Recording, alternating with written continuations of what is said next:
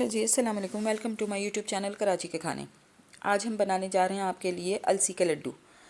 गौर से रेसिपी देखिएगा और हर चीज़ के मैं अलग आपको फ़ायदे भी बताऊंगी। ये देखें, ये मैंने लिया है चक्की का गंदम का खालिस आटा आधा किलो। इसके बहुत से फ़ायदे हैं। ये अपने बच्चों को शुरू से आदत डालें आप। घर की रोटी खाने की आसानी से समझें कि ये इतनी आसानी से दस्तयाब है हर जगह और इसके इतने फ़ायदे हैं जिसका आप सोच भी नहीं सकते। ये इतनी ज़बरदस्त है कि आप अंदाज़ा नहीं कर सकते कि ये जो गंदम की रोटी है, ये जो आंतों में ख़राशें पड़ जाती हैं उन तक के लिए मुफीद है। ये खून की गर्दिश बढ़ाती है। जब खून की गर्दिश बढ़ाती है तो फिर ज़ाहिर सी बात है जितने भी हम न्यूट्रिशंस खाते हैं, जितनी भी हम ग़िज़ाई अज्जा हमारी बॉडी में जा रहे होते हैं, वो आराम से जुज़े बदन बनते हैं। ये अगर हम खाते रहते हैं तो कब्ज़ वगैरह की जिन बच्चों को शिकायत होती है, अगर हम अपने छोटे बच्चों को शुरू से गंदम खाने की आदत डालेंगे, घर की रोटी खिलाएंगे, चाहे ये गंदम आप जिस भी सूरत में खिलाएं। जैसे मैं अलसी के लड्डू बना के रख लेती हूँ, बड़े बड़े लड्डू मैं बना के रखती हूँ। ये मैं लाजमी एक एक घर में सबको नाश्ते में देती हूँ। इससे क्या होता है, खून की गर्दिश तेज़ होती है। आपके इवन जो बच्चों के पेट में मरोड़ वगैरह उठते हैं, उनकी आंतों में जो कुछ फुजला वगैरह जम जाता है ना, ये वो तक निकाल देता है। चेहरे पे रौनक लाता है। बहुत बहुत बहुत ज़्यादा इसके फ़ायदे हैं। इसको हमने थोड़ा सा ब्राउन करना है। कलर इसका बिल्कुल ब्राउन नहीं करना है, शक्ल इसकी नहीं बदलनी है। सिर्फ़ और सिर्फ हमें इसकी कचान निकालनी है कि जब हम इसको बनाएंगे, अलसी के साथ मिक्स करेंगे, तो ऐसा नहीं होना चाहिए कि ऐसा लगे कि हम सिर्फ आटा ही खा रहे हैं। टेस्टी भी होना चाहिए, न्यूट्रिशन के साथ टेस्ट भी होना चाहिए ताकि बच्चे खा लें।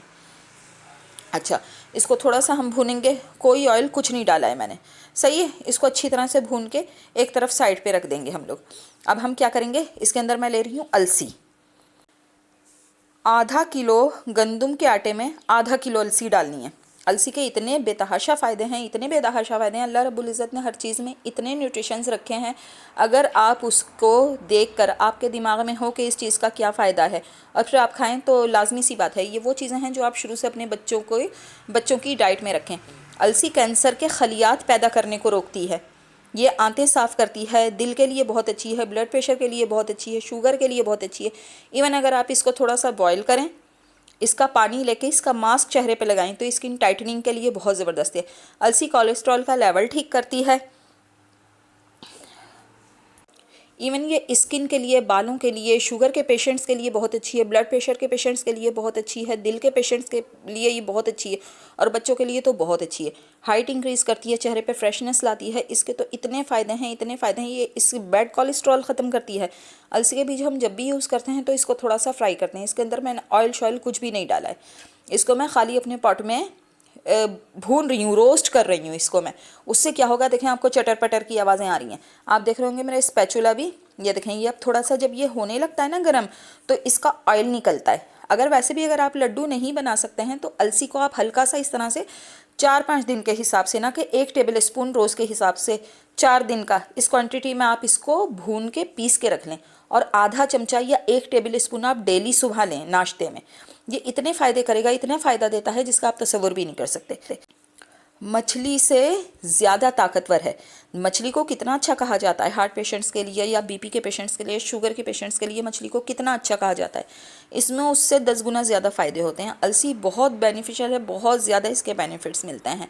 देखें, अब इसका ऑयल निकल रहा है, ये चटर पटर होना शुरू हो गया है, ये फूल फूल के चटक के बाहर आना शुरू हो जाती है।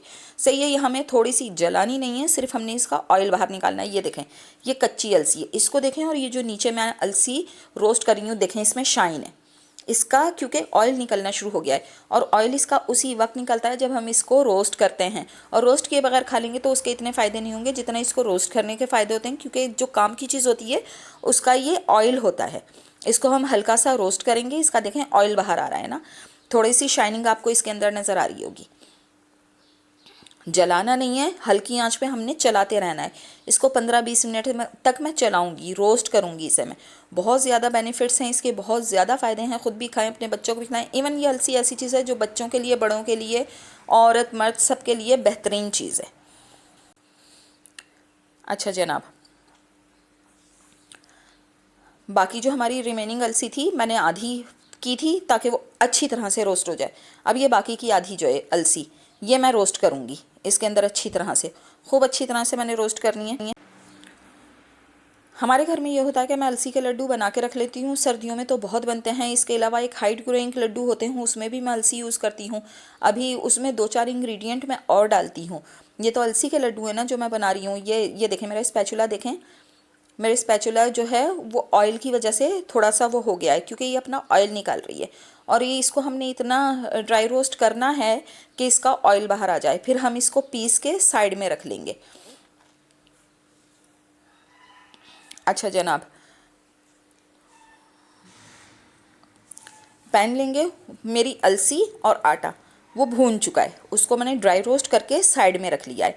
अब देखें, इसके अंदर हम ऑयल इतना नहीं डालेंगे जो डीप फ्राई ड्राई फ्रूट्स कर रहे होते हैं और बाकी गोंद कतीरा वगैरह ड्राई रोस्ट वो डीप फ्राई कर रहे होते हैं, उसका कोई फ़ायदा नहीं है। ऐसी चीज़ें फिर फ़ायदे के बजाय नुकसान देती हैं। सिर्फ मैंने 2 टेबल स्पून इसके अंदर अपने देसी घी डाला है, उसको मैं हल्का सा जैसे ये मेल्ट हो जाए, और फिर इसके अंदर मैं अपनी जो मेरी हैं फ्राई करने वाली चीज़ें वो फ्राई करूँगी। बहुत ज़्यादा हमें ऑयल नहीं यूज़ करना है, क्योंकि जो हमारा अलसी है उसके अंदर उसका ऑयल निकल रहा है। ये देखें, यह है गोंद का तीरा लिया है। ये मैंने तकरीबन लिया है समझे आधा पाव के करीब। आधा किलो अलसी ली है, आधा किलो आटा लिया है, आधा किलो मैंने अपना ये गोंद का तीरा लिया है। गोंद का तीरा के बहुत ज़्यादा बेनिफिट्स हैं। हर चीज़ के, मैंने शुरू में कहा था कि अल्लाह रब्बुल इज़्ज़त ने हर चीज़ एक बहुत ज़्यादा फ़ायदों के साथ पैदा की है। गोंद कतीरा ऐसी चीज़ है, इसका मैं आपको एक टोटका बताती हूँ। अगर किसी के सर में दर्द है, जो माइग्रेन का पेन होता है, अगर किसी को माइग्रेन का पेन है, कुछ भी नहीं करें, 1/2 टेबल स्पून ये गोंद कतीरा लेके धो के आधा कप पानी में आप रात में भिगो दें, फिर सुबह में वो चबा के खा लें और पानी पी लें। सिर्फ 7 दिन का ये टोटका है। मैंने आज से तकरीबन 3-4 साल पहले किया था। मेरी एक फ्रेंड है, उन्होंने मुझे बताया था, वो दिन है आज का दिन है। मैं 7 दिन ये टोटका किया था और आज तक अल्हम्दुलिल्लाह मुझे सर का दर्द नहीं हुआ। ये मर्दों, औरतों, बच्चों के लिए यकसा मुफीद है। मर्दों के लिए बेहतरीन है, ये बेहतरीन किस्म की उनकी ताकत के लिए बेहतरीन चीज़ है। औरतों के लिए लिकोरिया वगैरह के लिए बहुत बेनिफिशियल है। इसी तरह से जिस तरह से एंटी एजिंग है अलसी, इसी तरह से ये गोंद कतीरा भी एंटी एजिंग है। इसको आप पानी में भिगो दें, जो रात में आप पानी में भिगो के रखें, और फिर इसको सुबह उठ के, रात में इसको पानी में भिगो दें, फिर जो सुबह ये नरम हो जाएगा उसको आप पेस्ट बना के चेहरे पे लगा लें। इतना बेहतरीन एंटी एजिंग और स्किन टाइटनिंग है जिसका आप तसव्वुर नहीं कर सकते। खाने में ये चीज़ें ये ज़रूर इस्तेमाल करें अपनी उसमें। देखें, ये हमारा फूलना शुरू हो गया। जब ये हमारा फूलना शुरू हो जाता है गोंद कतीरा, तो ये क्रंची हो जाता है। देखें, मैंने 2 टेबल स्पून इसके अंदर घी डाला था और वो भी इसके लिए बहुत है। हमें कोई भी चीज़ डीप फ्राई करने की ज़रूरत नहीं है, क्योंकि बहरहाल घी चाहे असली हो देसी हो, नुकसान तो करता है वो। ये देखें, ये भी मेरा कंप्लीट होने वाला है, डन होने वाला है गोंद कतीरा भी मेरा। इसको हम फ्राई कर लेंगे। जो फ्राई करने वाली चीज़ें हैं वो हम फ्राई कर लेंगे, और जो हमारी भूनने वाली चीज़ें थी उनको हमने भून लिया, मगर इसके अंदर हमने एक्स्ट्रा ऑयल या घी नहीं डालना है। ये देखें, हमारा बेहतरीन किस्म का गोंद कतीरा फूल गया है, क्रंची सा हो गया है। इसको अब हम निकाल लेंगे। ये देखें कितना ये फूल गया है। बहुत गर्म है, अभी जलना नहीं चाहिए बहुत। देखें, जो भी चीज़ बनाएंगे, ये हम अलसी के लड्डू बनाएंगे, ये बनाते वक्त हमने अपनी आंच बहुत हल्की रखनी है। जो भी काम करना है हमने बहुत हल्की आंच पे करना है, क्योंकि बहुत ज़्यादा जलाने से अगर कोई चीज़ जल जाएगी तो उसके न्यूट्रिशन तो वैसे ही ज़ाया हो जाएगा, आपके मटेरियल भी वेस्ट होगा और कोई ताकत भी नहीं मिलनी है, टेस्ट भी ज़ाया हो जाएगा।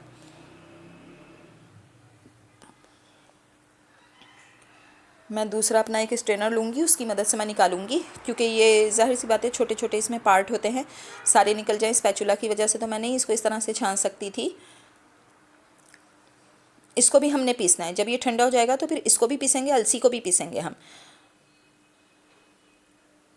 देखें, बहुत छनाके वाली सी आवाज़ आ रही है जब मैं इसको निकाल रही हूँ, तो छन छन कर रहा है ये भी और अलसी भी। ये देखें, बेहतरीन किस्म का ये हो गया है हमारा। गोंद कतीरा भी फ्राई हो गया। अब देखें, इसके अंदर ड्राई फ्रूट्स आपकी अपनी मर्ज़ी है, जितने भी आप डालना चाहें। इस वक्त मैंने अखरोट लिए हैं, आधी प्याली के करीब मैंने अखरोट लिए हैं। उसको, वही मेरा 2 टेबल स्पून घी है, उसके अंदर ही मैं इसको अखरोट को फ्राई करूँगी। अखरोट भी बॉडी के लिए बहुत अच्छे हैं। देखें, एक बात हमेशा याद रखिएगा, जो चीज़ स्पेशली ड्राई फ्रूट्स और वेजिटेबल्स के बारे में कहा जाता है, अल्लाह रब्बुल इज़्ज़त ने जिस शेप में उसको पैदा किया है ना, वो उसी पार्ट के लिए बहुत इंपॉर्टेंट है। आप देखें, अखरोट को आप तोड़ते हैं तो ये बिल्कुल दिमाग की शक्ल में निकलता है। ये बच्चों के मेमोरी के लिए बहुत बेस्ट है। बड़ी उम्र के लोगों के लिए, बच्चों के लिए मेमोरी के लिए बहुत बेस्ट है। इसके अंदर ऑयल जो होता है वो बहुत ज़्यादा उसके फ़ायदे हैं। ये देखें मैंने अपना वो कर लिया, इसको थोड़ा सा मैंने साफ़ कर लिया था, अपने पैन को साफ़ कर लिया था, क्योंकि उसके अंदर मैं 3 चीज़ें फ्राई कर चुकी थी। तो हमारा ऑयल जो है वो थोड़ा सा, उसमें कुछ पार्ट्स जल गए थे, वो मैंने निकाल दिया। और 2 टेबल स्पून मैंने दोबारा से इसके अंदर ऑयल डाला है, वो डिस्कार्ड कर दिया मैंने अपना ऑयल सारा, जो घी जो था मेरा सारा वो मैंने ज़ाया कर दिया, क्योंकि वो थोड़े थोड़े से उसके अंदर अखरोट के जले हुए पार्ट आ गए थे। हम कोई भी चीज़ ऐसी नहीं इस्तेमाल करेंगे जिसकी वजह से हमारे अलसी के लड्डू का टेस्ट ख़राब हो जाए। मैंने 2 टेबल स्पून दोबारा से देसी घी डाला है, इसको दोबारा से उसी तरह से हम मेल्ट कर लेंगे। घर का बना हुआ असली देसी घी है, इसकी रेसिपी आपको मेरे चैनल पे मिल जाएगी, बहुत ज़बरदस्त बनता है। ये देखें आधा कप मैंने बादाम लिए हैं, बादाम की शेप आइस की तरह होती है, हमारी जो आंखें होती हैं उनकी तरह की इसकी शेप होती है। और ये बिनाई के लिए बहुत मुफीद है, स्किन के लिए बहुत अच्छे हैं, बालों के लिए बहुत अच्छे हैं। अगर आप बादाम के तेल में हल्दी मिला के चेहरे पे लगाएं, सिर्फ 7 दिन लगा लें, बेहतरीन फेयरनेस क्रीम जो होगी उसका मुकाबला कर सकता है ये। 7 बादाम कहते हैं, जो बच्चे कुरान हिफ्ज़ कर रहे होते हैं रात में आप पानी में भिगो के रख दें और फिर 7 बादाम उनको रोज़ सुबह खिलाएं। ये भी एक बेहतरीन किस्म का टोटका है, जैसा मैंने गोंद कतीरा का आपको बताया था, बच्चों के दिमाग तेज़ करने के लिए बेहतरीन चीज़ें। ये देखें मेरे आलमंड्स भी रोस्ट हो चुके हैं।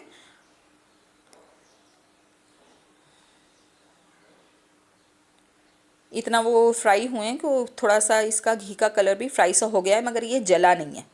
इसका बादाम ने थोड़ा सा अपना कलर छोड़ दिया है, मगर ये जला नहीं है। ये रोस्टेड मेरे पास काजू हैं, ये मैं डालूंगी, हालांकि रोस्टेड हैं ये पहले से।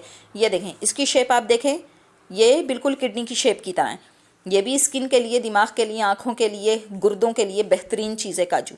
ड्राई फ्रूट्स तो आप सर्दी में जितना अवेल कर सकते हैं खाएं, जितने भी अपनी तौफीक अल्लाह रब्बुल इज़्ज़त ने आपको दिए आप लें। देखें अब हम बनाएंगे इसका शीरा। शीरे के लिए मैंने ली है ब्राउन शुगर, आधा किलो मैंने गंदम का आटा लिया था, आधा किलो मैंने अलसी के बीज लिए थे, और ये मैंने आधा किलो से थोड़ी सी ज़्यादा ब्राउन शुगर ली है। इसके अंदर आपको 2 तार का 6 तार का शीरा बनाने की कोई ज़रूरत नहीं है। इसको हमने सिर्फ और सिर्फ आधा कप पानी डाल के इतना मेल्ट करना है कि हमारे लड्डू बन जाएँ उसमें, और अच्छा सा बेहतरीन किस्म का मीठा आ जाए, क्योंकि बच्चे जो हैं वो मीठा शौक से खाते हैं, बड़े भी खा लेंगे, क्योंकि ब्राउन शुगर के इतने नुकसानात नहीं हैं।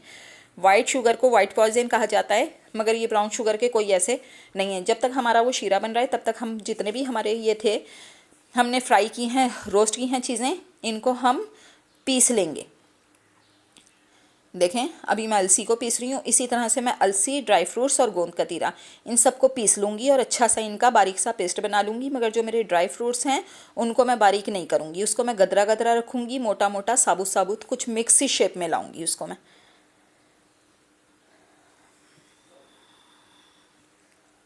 ये देखें अलसी का बेहतरीन किस्म का पाउडर बन के तैयार हो गया। ये आप इसी तरह से उठा के भी रख सकते हैं, रोज़ आधा चमचा खाएं, सुबह डेली निहार मुँह। ये मेरा गोंद कतीरा का बेहतरीन किस्म का पाउडर बन गया है। और ये मेरे जितने भी ड्राई फ्रूट्स थे उनको देखो मैंने बाज़ को गदरा गदरा कूट लिया है, और बाज़ जो है वो पूरे पूरे साबुत हैं। ये अच्छे लगते हैं, क्रंची से बहुत मज़े के। देखें ये मैंने वो ले लिया, अपना गंदम का आटा ले लिया। बड़े से तसले में आप गंदम का आटा डालें। अब इसके अंदर मैंने अलसी शामिल की है, रोस्ट और पीस के जो मैंने रखी हुई थी अलसी शामिल कर दी है। गोंद कतीरा का पाउडर जो हमने रोस्ट करके फ्राई करके पीस के रखा था वो ऐड करेंगे। और ये मेरे सारे ड्राई फ्रूट्स,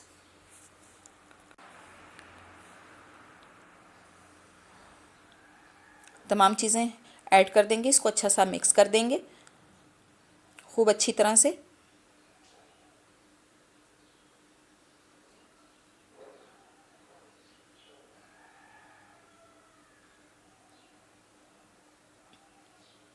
ये देखें ये मेरा शीरा तैयार हो गया और इस वक्त ये बहुत खौल रहा है।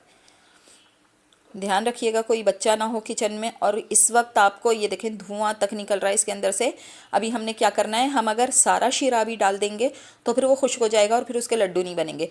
ये थोड़ा सा गुनगुना रख के और फिर इसके लड्डू बनाए जाते हैं, वो फिर बाद में जम जाते हैं। अभी देखें ये बहुत खौल रहा है, बहुत ज़्यादा गर्म है ये, इसलिए मैं स्पून यूज़ कर रही हूँ। अभी मैं चेक करती हूँ, जब इसकी इतना टेम्परेचर हो जाएगा कि मैं इसको हाथ लगा सकूँ तो फिर मैं इसके लड्डू बनाने शुरू कर दूँगी। बहुत गर्म है अभी ये, बहुत गर्म है। देखें